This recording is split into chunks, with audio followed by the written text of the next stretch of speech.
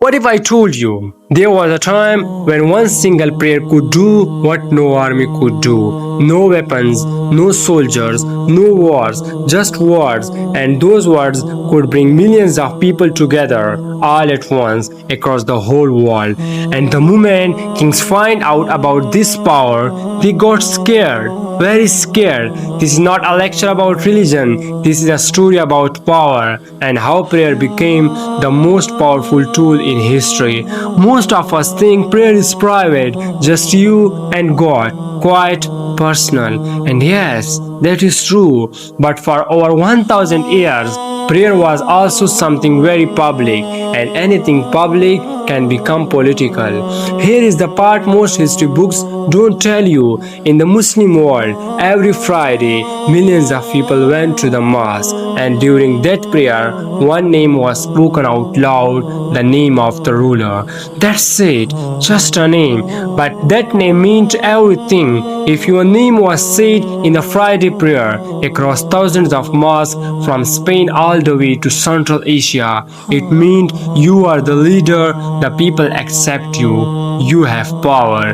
And if your name was taken out of that prayer, that was a message, a very loud message. It meant we do not accept you anymore. It was like a declaration of war without a single fight. Think about how powerful that is. You could win a battle, you could take over a city, but if the people didn't see your name in prayer, you didn't really have anything. In the year 750, a new group called the Abbasids took power from the old rulers called Umayyads. And what was the very first thing they did before building anything, before making any new laws? They changed the name in the Friday prayer. One Friday, hundreds of mosques, millions of people, a different name. And just like that, the old rulers were finished. Not because of swords, because of words inside a prayer. That is the kind of power we are talking about. But there is more, and this part is beautiful. When Muslims pray together 5 times every day, something special happened. The rich man stood next to the poor man. The king stood in the same line as the farmer. The teacher bowed down next to the cleaner. Nobody got a better spot. Nobody was more important inside that mosque. Imagine that in a world where everything was who has more money, who has a better family name, who has more powerful. The prayer mat made everyone the same, and this didn't just stay inside the mosque. When people pray together every single day, they start to trust each other, they start to feel like a family, and that trust goes with them outside. Historians who studied the old Muslim cities found something interesting. The places where people prayed together regularly, those places had better business, neighbors helped each other more when there was a flood or a famine. Those communities survived better than others. Why? Because they knew each other. They showed up for each other every single day. That kind of trust is very rare and very powerful. Now let's zoom out.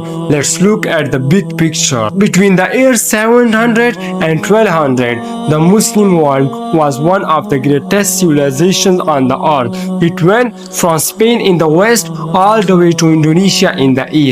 Different languages, different faces, different food, different weather. But one thing was the same everywhere. Same prayer, same direction, same time. A man in Baghdad and a man in Cordoba, thousands of miles apart, were both bowing down at the exact same moment every single day. No phones, no internet, no radio, nothing. And yet they felt connected, like brothers, like one body. That connection is why great things happen. Doctors shared their knowledge across borders. Mathematicians built on each other's work. Traders trusted strangers because those strangers prayed in the same prayer. Universities in the Muslim world were the best in the world. Students came from Europe just to study there. The prayer was not just something spiritual, it was the thing that held everything together. Now comes to the hard part. The part nobody likes to talk about. When the rulers understood that prayer was real source of people's unity, they wanted to control it. So they did. They started telling the imams, the prayer leaders, what to say in the sermon. The Friday sermon stopped being honest. It became a tool for ruler. Instead of prayer challenging those in power, it started protecting them. And slowly, the roles where king and farmer stood as equal started changing. Special areas for important people, separate entrance, the rich got their own section. The prayer was still happening, but the spirit inside it was being replaced. And it got worse as the Muslim world broke into smaller and smaller pieces.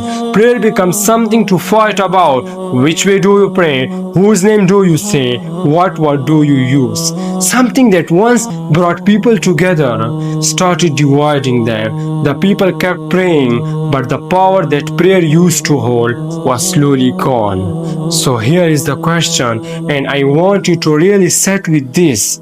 What if nothing has actually changed? The prayer is still there, 5 times a day, the same words, the same direction, the same moment of stopping everything and bowing down. It didn't go anywhere, but we did. We turned something that once built whole civilizations into a quick habit, something we rushed through alone, something we do in a corner before going back to our phones. The whole king were afraid of Friday prayer. They had to control it. Because when people truly showed up together, shoulder to shoulder, equal, connected, something was born that no king could easily destroy. So the question is not, why was prayer powerful back then? The question is, what are we doing with it today? I want to hear from you. Do you think prayer can still have that kind of power today? Or do you think that time is gone forever? Leave your honest answer in the comments. There is no right or wrong, just your real thoughts.